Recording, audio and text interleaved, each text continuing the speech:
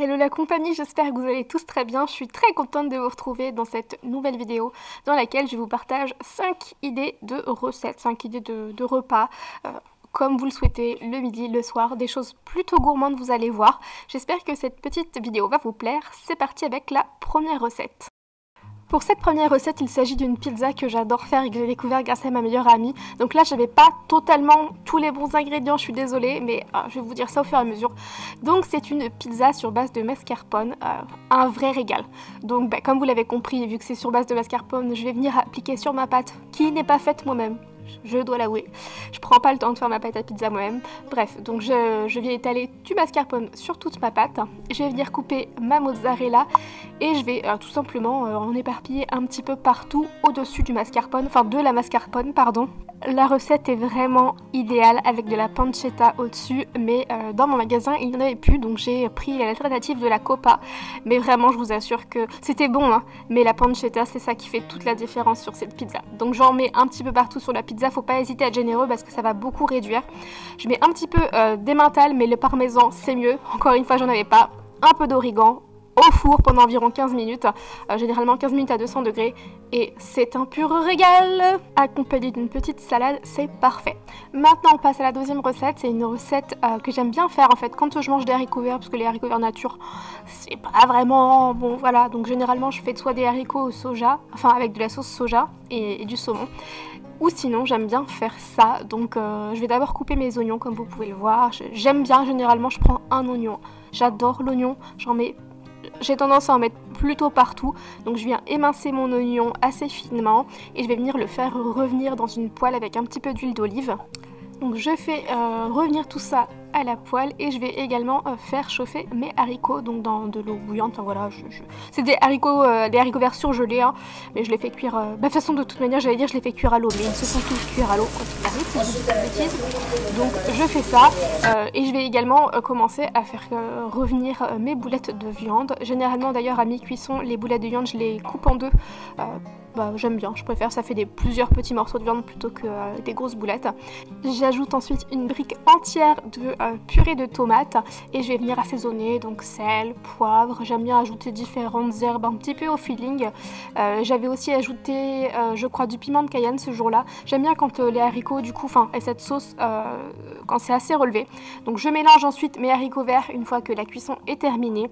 Voilà, tout simplement, je vais faire ça et laisser revenir environ 2-3 minutes, juste le temps que les haricots s'imprègnent bien de la sauce. Et ensuite, je sers. Et je vous assure que c'est super bon. C'est très très simple, mais c'est super bon. Je pense qu'on est nombreux à manger ces haricots à la tomate et j'aime beaucoup.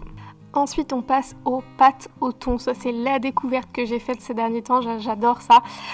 Donc c'est une recette qui n'est pas du tout de moi, hein. C'est une recette que j'ai découverte sur l'application Joe. Non, pas de partenariat, mais j'arrête pas de vous en parler parce que vraiment depuis que justement vous m'avez fait découvrir Joe, l'application, je me régale, je fais mes courses là-dessus et je fais toutes mes recettes là-dessus. C'est vraiment génial. Bref, donc eh bien je vais tout simplement suivre la recette des pâtes al tonno ou un truc comme ça. De l'application Joe. Je vais cuire mes pâtes, donc comme vous pouvez le voir, je fais cuire des pâtes dans 2 différentes casseroles puisque je suis très gourmande, je vous l'ai déjà dit, et je n'ai pas le choix de peser mes pâtes parce que sinon je ne peux pas me contrôler et je vais trop en prendre. Donc je fais cuire en fait mes pâtes à moi, 100 g de pâtes dans une casserole, voilà, à part. Bref. Pour ce qui est justement du reste de la recette, vous pouvez les retrouver sur l'application ou sinon, comme vous pouvez le voir, j'ai simplement coupé de l'ail que je fais revenir avec des tomates séchées, des tomates confites et ensuite il faut ajouter un petit peu d'eau de cuisson, le thon, on mijote tout ça et c'est délicieux. Il me semble qu'il faut ajouter du piment doux, mais nous on a que du piment de Cayenne à la maison, j'aime beaucoup. C'est vrai que ça relève beaucoup les plats, donc j'en ajoute un petit peu. Et puis du coup j'ai profité de réutiliser une des casseroles comme vous avez pu voir pour prendre un petit peu de la poêlée et mélanger ça dans ma casserole à moi, sur mes pâtes. Bref, je dresse en ajoutant un petit peu de persil. Et qu'est-ce que c'est bon, je vous assure, il faut que vous goûtiez à ça. J'avais jamais eu l'idée de faire des pâtes au thon. Le thon, je ne le mangeais cuit qu'avec des patates, mais jamais avec des pâtes. Et c'est trop bon! Ensuite, on passe à une salade bien gourmande. Alors, je mange énormément de salades composées. J'adore ça. Donc, bien évidemment, pour la recette, il va falloir de la salade. Nous, on prend 2 différentes salades puisque Nicolas adore la mâche. Moi, je suis pas très mâche, justement. Donc, je prends souvent un mélange que j'apprécie. Je vais tout d'abord m'occuper de laver mes petites pommes de terre grenaille.